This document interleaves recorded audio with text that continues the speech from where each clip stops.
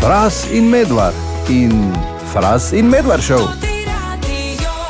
Tako, v mestnem parku pa je danes potekal prvi od 8 dogodkov, kako nastaja sodobni Maribor, s katerimi želijo javni holding Maribor in podjetja iz skupine javnega holdinga Maribor predstaviti svoje projekte in delo, ne Anja? Tako, in prvi se je danes predstavil Mariborski vodovod. Direktor Mariborskega vodovoda Miran Juk je ob tem prebivalce spomnil, da ukrepi še vedno veljajo, povedal pa je tudi, zakaj so se za ta ukrep odločili. Ker so bile napovedi hidrologije slabe naprej in ker ni bilo nobenih napovedi, je Mariborski vodovod kot upravljalec dobave pitne vode seveda moral reagirati za ukrepi, ki v bistvu so najmanj boleči in ne vplivajo na življenje ljudi in živali. In zato smo uvedli ta ukrep za nenujno porabo vode. Ja, to pomeni torej ne polniti bazenov in ne zalivati. In tako naprej, ja.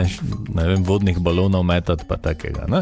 Tako. Ok, in da si znamo malo predstavljati, Mariborski vodovod oskrbuje območje 16 občin.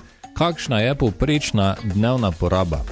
Da se poveča poraba je logično. Prvič, že same osebne potrebe, ljudje so v takšni vročini večje za vodo, pol pa imamo seveda še zalivanja, številke, ki so ogromne. Dnevna povprečna poraba 40 000 kubičnih metrov ali 40 milijonov litrov. Ko pade dež in se ne zaliva, pade ta poraba za približno 4 milijone litrov. To se pravi, 4 milijone litrov gre za zalivanje. Si predstavljal? Ne znam, ker sploh ne vem, kak veliki empar bi to mogel biti, da je bilo 4 milijone litrov not. Ampak ja, torej prepoved še velja, kazni so, tako da pač ne zdaj zalivati pa se kopati. Tako, in ob tem je direktor tudi poudaril, da dokdaj bodo omejitve še trajale ni znano, je pa prebivalce ponovno pozval, naj vode ne uporabljajo, torej za pranje avtomobilov, zalivanje, polnjenje bazenov in tak naprej. Tako da čakamo dež.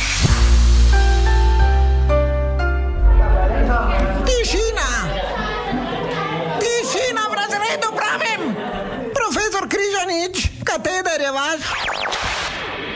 12 minut čez 13, profesor Križanič je tukaj. Zdravo. Dober dan, zdravo. In smo se že spraševali, ali gremo tudi danes v 80. Tudi. Ja? Tak, čist na začetek. Ok. Torej v leto 80. Ja, še velja. Še velja? Ja. Čeprav zvok je bolj iz 70-ih, ampak čakaj počasi. Torej danes bomo slišali Diana Ross in njen hit Upside Down. Avtorja sta Bernie Edwards in Nile Rodgers. Te to kaj zveni poznano? Nile Rodgers mi je znan, ja. Gonilna sila zasedbe Chic, pa zdaj delal za, zdaj pač pred par leti za Daft Punk in tak naprej. Oni so se srečali, torej Diana Ross in zasedba oziroma člani zasedbe Chic na enem od njihovih koncertov, kjer je bila Diana nadušena nad množico, ki so čagali in dancali vse poprek. Ona je rekla, jaz bi tako tudi.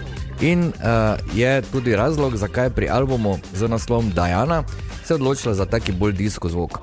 Bernie in Nile sta producirala cel album, sodelovala pa je tudi večina zasedbe Chic. Diana Ross je letos dopolnila že, koliko rečeš? Diana Ross, 76. 82 let. Okay. In je edina izvajalka, ki je zasedla prvo mesto na lestvicah v kar 4 različnih vlogah. Namreč kot samostojna izvajalka, kot polovica dueta z Lionel Richiem, kot sodelujoča pri skladbi We Are The World, projekta USA for Africa, in kot članica tria The Supremes, ki je še vedno najuspešnejša ženska zasedba vseh časov v Ameriki. Prav. Je, ne? Ja. Med letoma 1971 in 2022 je bila Diana Ross kar 13-krat nominirana za Grammyja. Kaj rečeš, koliko je dobila? Koliko? 13-krat je bila nominirana? Ja. Dobila jih je nič. Točno. Ja. Niti enega. Ampak leta 2012 so se smili in je prejela kipec torej Grammy za nagrado za življenjsko delo.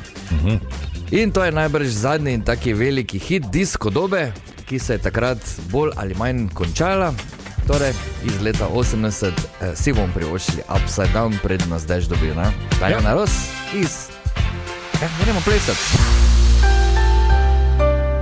Če ste kdaj 3 ure igrali Monopoly in se vam je zdelo dolgo, Anja, si kdaj? Ja, seveda. Še mogoče celo več kot 3. Enkrat se spomnim, da smo ful dolgo igrali. Ni pa ni konec. Ali pa recimo 6 ur na mizno igro Risk, če si kdaj igrala. To pa ne poznam. In se vam je to zdelo dolgo, naj vam povem, da to ni nič. In ko rečem nič, to ni nič. Kaj? Obstaja namizna vojaška strateška igra, ki se imenuje The Campaign for North Africa Ja. in je dejansko narejena po vojaški operaciji iz 2. svetovne vojne. Okay? Ki je trajala tam 3 leta, se mi zdi. In igra tratili. Ne, za igro je priporočenih 10 igralcev in da igro zaključiš, traja približno 1500 ur. Kaj? Da si lažje predstavljate, če bi s prijatelji igrali to igro recimo 2krat na mesec po 3 ure, bi trajalo približno 20 let, da jo zaključite. Daj, nehaj. In ne samo, da je igra obsežna, problem je, da je tako zelo kompleksna, Ja. da včasih ena poteza traja po več ur, ker si mora igralec na papiru računati, beležiti, risati, ne vem kaj vse mora delati. Ne? 2 primera te kompleksnosti sem našel. Okej. Recimo, igralci morajo vsako rundo izračunati, koliko goriva izhlapi iz njihovih rezervoarjev. Ampak problem je, da vsaka država uporablja različne rezervoarje, kar pomeni, da gorivo pri različnih državah hlapi z drugačno hitrostjo. Dobro, zdaj sem se že zgubila in kdo Ja. to sploh igra, mi povej. Ja, ne vem. In še drugo, detajl pri kompleksnosti. Ne? Če nadzoruješ italijanske vojake, naprimer, moraš ukalkulirati tudi dodatne zaloge vode, ker si Italijani kuhajo špagete. Bre, ne? Res me zanima, kdo to igra. Ja, tisti zagriženi, ne, ko imajo radi take igre. Skratka, noro pa še to, kartonasti zemljevid, na katerem se igra, je dolg 3 metre. Še to. Ja, igra pa ima skupno 306 strani navodil in pravil. Tako da... Okay, se pravi, 1 leto rabiš, da sploh vse prebereš. Prebereš, pol pa igraš, ja, Igraš tako da. 20 let. Če bi kdo želel kaj delati naslednjih 20 let, The Campaign for North Africa. Izvolite. Fras in Medvard in Fras in Medvard Show.